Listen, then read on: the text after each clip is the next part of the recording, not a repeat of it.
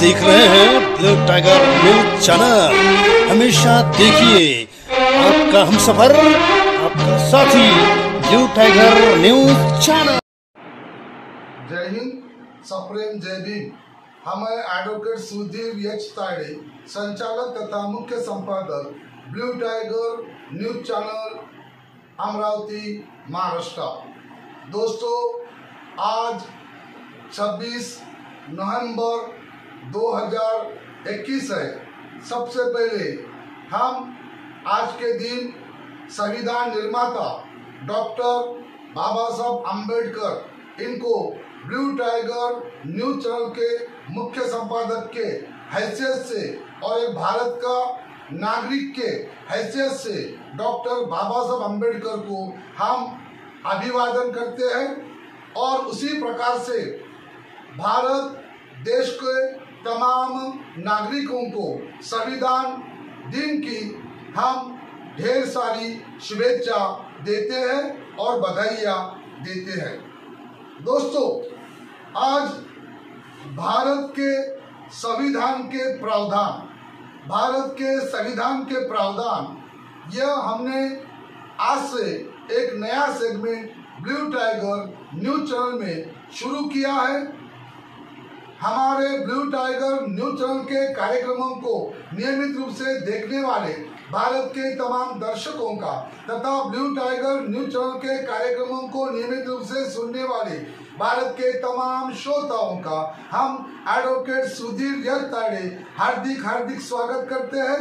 आप सभी को धन्यवाद देते हैं और भारत के संविधान के प्रावधान इस सेगमेंट में आप सभी का स्वागत करते हैं। तो दोस्तों, आज भारत के संविधान के प्रावधान में भारत का जो संविधान है, इसमें जो भारत का संविधान है, इसमें का जो प्रथम पृष्ठ है, पहला पेज है, इसमें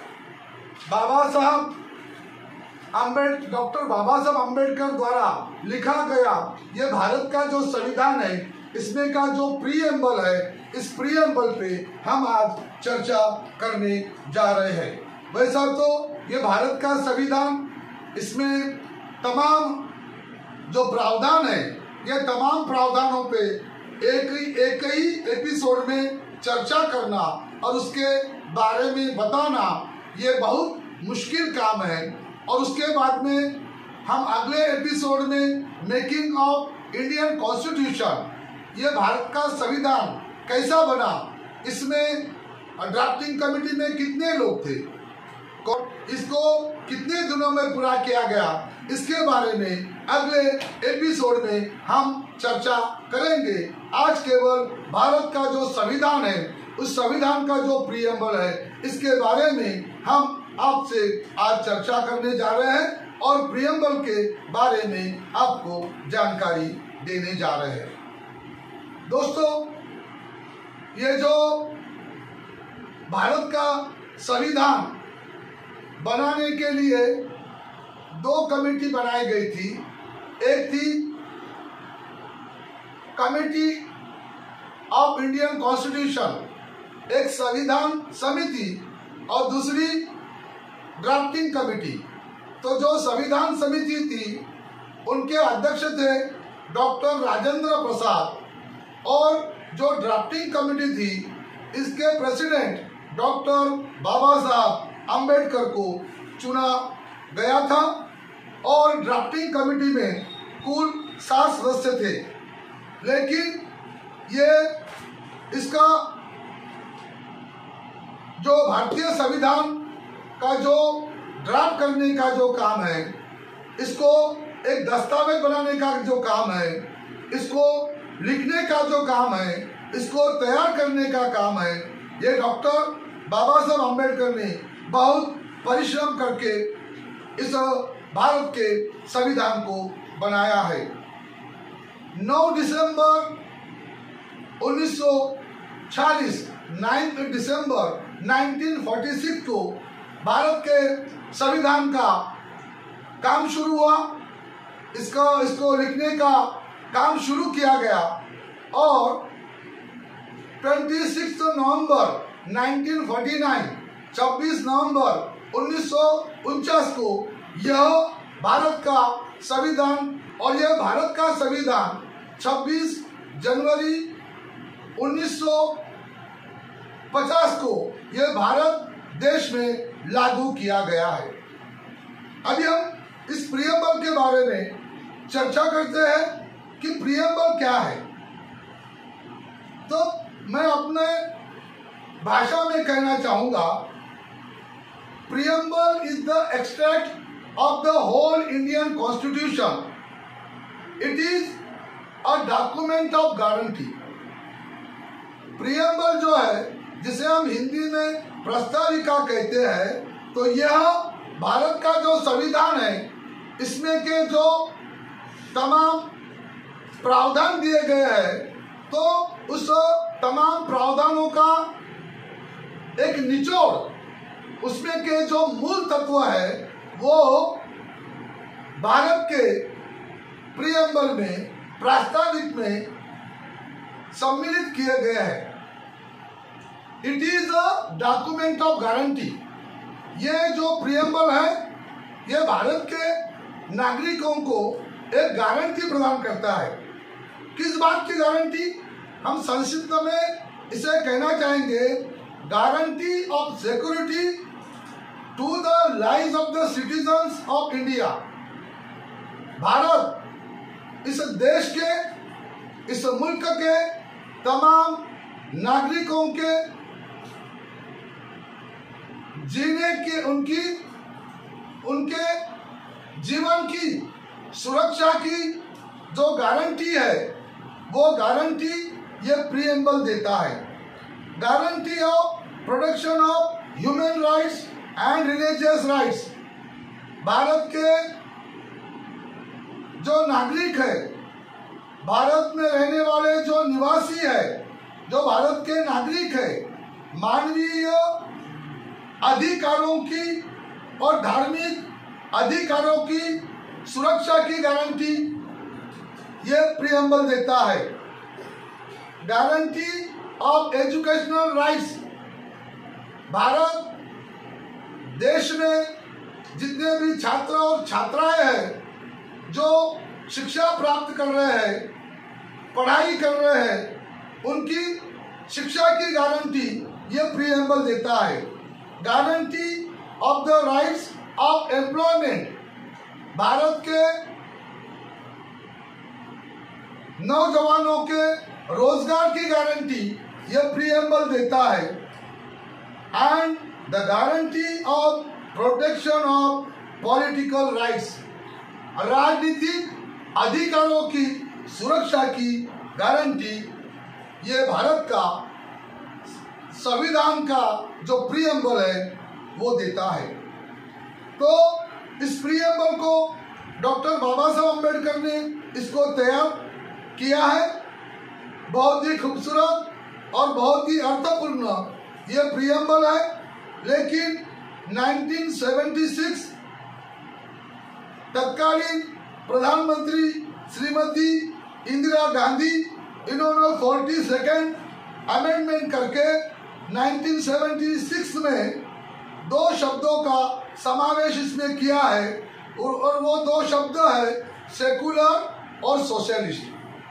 तो दोस्तों, अगर हम अच्छी तरीके से अगर हम इस भारत के संविधान को पढ़ते हैं, तो उसमें भी आर्टिकल जो प्रावधान उसमें है, तो उसमें इस सेकुलर और सोशलिस्ट का उसमें जिक्र होता है। लेकिन विशेष रूप से इसको सेकुलर और सोशलिस्ट इन शब्दों का समावेश तत्कालीन प्रधानमंत्री श्रीमती इंदिरा गांधी इन्होंने किया है। तो दोस्तों, आज केवल और केवल हम प्रियम्बल पढ़कर आपको सुनाने जा रहे हैं, और केवल आज हम प्रियम्बल पे चर्चा करने जा रहे हैं। तो हमारा प्रियम्बल क्या कहता है? We the people of India, we the people of India, हम भारत के लोग। आप देखिए, संविधान निर्माता की सोच देखिए कितनी व्यापक है।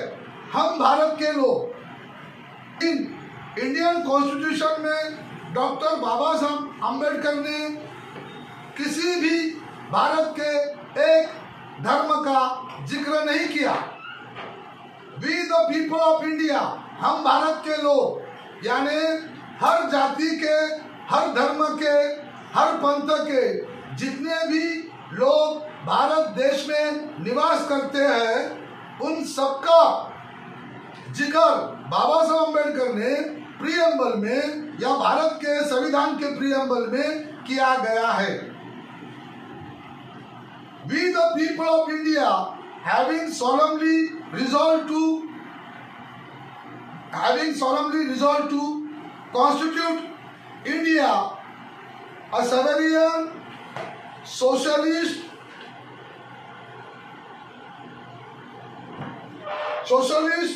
secular, democratic रिपब्लिक, यानी संविधान के प्रीएम्बल में स्पष्ट रूप से नमूद किया गया है कि हम भारत के लोग भारत को एक सार्वभौम, समाजवादी, धर्मनिरपेक्ष, प्रजातांत्रिक और लोकतांत्रिक देश निर्माण करने के लिए हम इस भारतीय संविधान को प्रदान करते हैं। तो अभी ये जो प्रीएम्बल है, ये प्रीएम्बल का हम एक एक शब्द का अर्थ समझने की कोशिश करेंगे। सवेरियन, सार्वभौम। एक सवेरियन का मतलब होता है एक आजाद मुल्क, जो मुल्क किसी अन्य मुल्क का गुलाम नहीं है। तो भारत को हम एक आजाद मुल्क का दर्जा देने जा रहे हैं। भारत में अब यह संविधान जब अमल में लाया जाएगा, तब से ये जो हमारा मुल्क है, ये किसी का गुलाम नहीं होगा। ये इंग्लैंड का गुलाम नहीं होगा, अमेरिका का गुलाम नहीं होगा, और वहाँ की सरकारें, वहाँ का प्रेसिडेंट या वहाँ का जनरल गवर्नर यहाँ पर हुकूमत नहीं कर पाएगा। और सवेरियन, सोशलिस्ट, समाजवादी कोई अमीर और गरीब, इसके आधार पर इस मुल्क में किसी का मूल्यांकन नहीं किया जाएगा। सवेरियन, सोशलिस्ट, सेकुलर, यानी ये जो मुल्क होगा, ये मुल्क धर्मनिरपेक्ष होगा। इसका मतलब भारत का जो सत्ता का जो कारभार है, सत्ता का जो इम्प्लीमेंटेशन है, पावर का जो इम्प्लीमेंटेशन है, वो भारत के किसी किसी भी धर्म के धर्म ग्रंथ के मुताबिक नहीं चलेगा। विश्व के अंदर में बहुत सारे मुल्क ऐसे हैं कि उन मुल्कों में उनके धर्म ग्रंथ को पवित्र माना जाता है, और उनके कानून कायदे और वहाँ की जो सरकार जो है, वो धर्म ग्रंथ के मुताबिक वहाँ कारभार करती है और कार्यभार संभालती है, और धर्म ग्रंथ के मुताबिक वो कार्य करती है, वर्किंग करती है। लेकिन इसमें जो समावेश किया गया है धर्मनिरपेक्ष, इसका मतलब इस देश का कारभार या कोई भी कानून की व्यवस्था, वो कोई भी धर्म ग्रंथ के आधार पे नहीं चलेगी, और धर्म के आधार पर किसी भी धर्म के लोगों के साथ किसी भी प्रकार का भेदभाव नहीं किया जाएगा, और सब धर्मों के लोगों के साथ एक समान और अच्छा बर्ताव किया जाएगा। डेमोक्रेटिक, प्रजातांत्रिक, यानी इस देश के अंदर में कोई अकेला व्यक्ति डिक्टेटर नहीं होगा, कोई हुक्मरान नहीं होगा, कोई अपने आप को इस देश में बादशाह, सुल्तान या राजा अपने आप को स्वयं घोषित नहीं कर पाएगा और भारत देश के जितने भी नागरिक हैं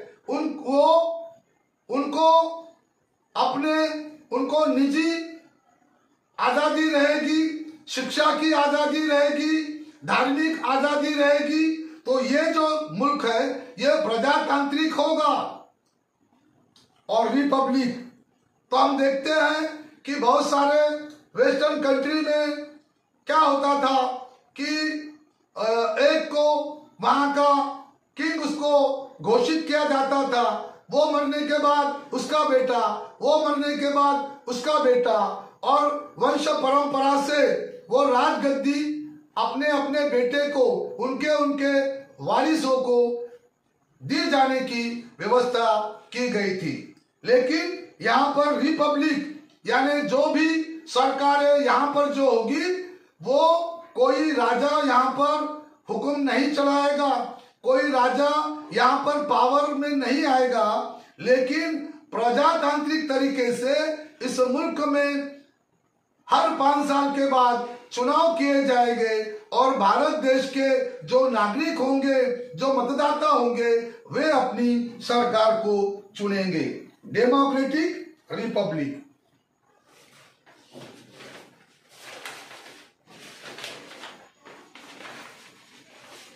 to secure all the citizens justice, और जितने भी भारत के नागरिक हैं उनको सुरक्षा की गारंटी दी जाती है। और किस प्रकार की गारंटी? न्याय।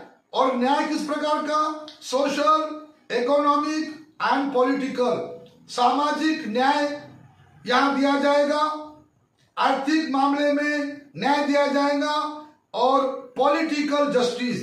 पॉलिटिकल जस्टिस बोले तो भारत देश का जो नागरिक होगा तो उसको चुनाव लड़ने का अधिकार होगा, उसको वोटिंग करने का अधिकार होगा। ऐसा नहीं होगा कि एक ही जाति के विशेष वर्ग के लोग चुनाव लड़ सकते हैं, एक ही विशेष वर्ग के लोग वोट दे सकते हैं। तो यहाँ पर जो हमको बोला है पॉलिटिकल जस्टिस, इसका मतलब चुनाव लड़ने का भी अधिकार और मतदान करने का भी अधिकार, अपनी सरकार बनाने का भी अधिकार, और सत्ता में अनुसूचित जाति, अनुसूचित जनजाति और महिला और ओबीसी इनको पर्याप्त पॉलिटिकल रिप्रेजेंटेशन प्राप्त करने का अधिकार। तो इस प्रकार से सामाजिक न्याय, उसके बाद में इकोनॉमिक जस्टिस, उसके बाद में पॉलिटिकल, यानी यहाँ के जो भारत के जो नागरिक है उनको चुनाव लड़ने का अधिकार, वोट देने का अधिकार, और अपने दुर्बल घटकों को और महिलाओं को पर्याप्त पॉलिटिकल रिप्रेजेंटेशन, सत्ता में और चुनाव प्रक्रिया में उनको पर्याप्त प्रतिनिधित्व प्राप्त करने का अधिकार। Liberty of thoughts, expression, belief, faith and worship, और आजादी, विचारों की आजादी। हर व्यक्ति को अपने विचार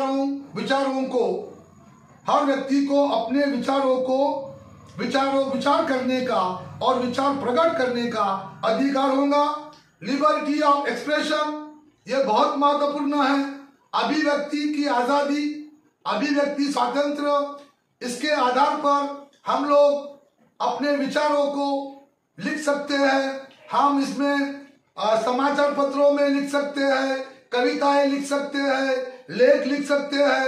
अगर राज्य सरकार और केंद्र सरकार की गलत नीति है उसके खिलाफ में बोल सकते हैं। Liberty of expression, belief, faith and worship, श्रद्धा के आजादी का अधिकार। हमको किसी व्यक्ति पे श्रद्धा रखना है या किसी गॉड पे श्रद्धा रखना है या किसी ग्रंथ पे श्रद्धा रखना है, उसकी आजादी। एंड लिबर्टी ऑफ वर्शिप, उपासना करने का अधिकार।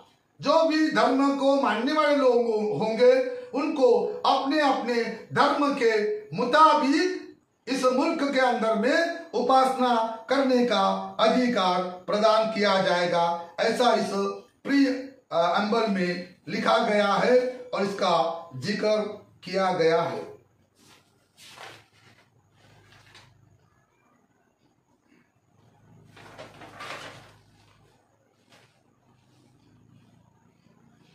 Equality of status and its opportunity to provide among them। अब हम इस पर आए, इक्वालिटी ऑफ स्टेटस, हर किसी को दर्जा समान दिया जाएगा और opportunity to provide among them, और यहाँ पर सबको समान अवसर प्रदान किए जाएंगे।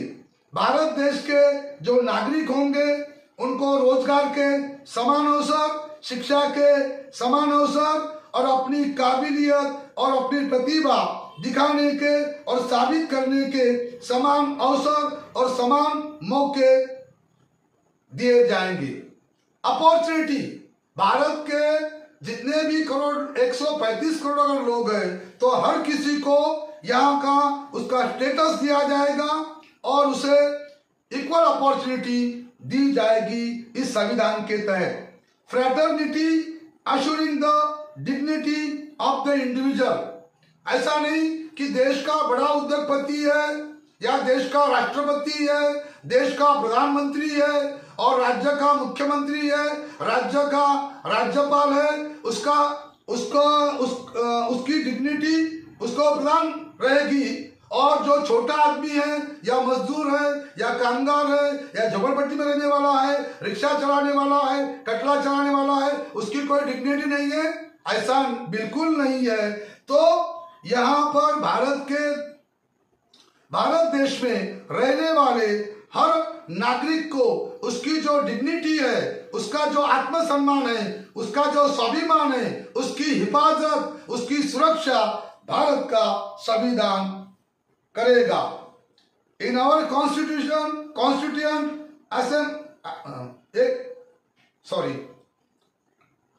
And unity of the nation, और इस भारत के संविधान के माध्यम से इस मुल्क में रहने वाले जो लोग हैं, भिन्न भिन्न भाषा बोलने वाले, भिन्न भिन्न धर्म के अनुयायी, भिन्न भिन्न जाति के लोग, इन सबको इस संविधान के माध्यम से एक सूत्र में बांधा जाएगा और इस मुल्क को यूनिटी, और इस मुल्क में यूनिटी और इंटीग्रेशन, अखंडता और एकता को बरकरार रखा जाएगा। तो ये भारत का जो प्रीएम्बल है ये बहुत ही बढ़िया प्रीएम्बल है, और इस प्रीएम्बल में इस भारत के संविधान के तमाम प्रावधानों का एक जो बेसिक स्ट्रक्चर है और उसके जो मूल तत्व है उसका समावेश इसमें किया गया है। दोस्तों, फिर से आज 26 नवंबर 2021 है। 9 दिसंबर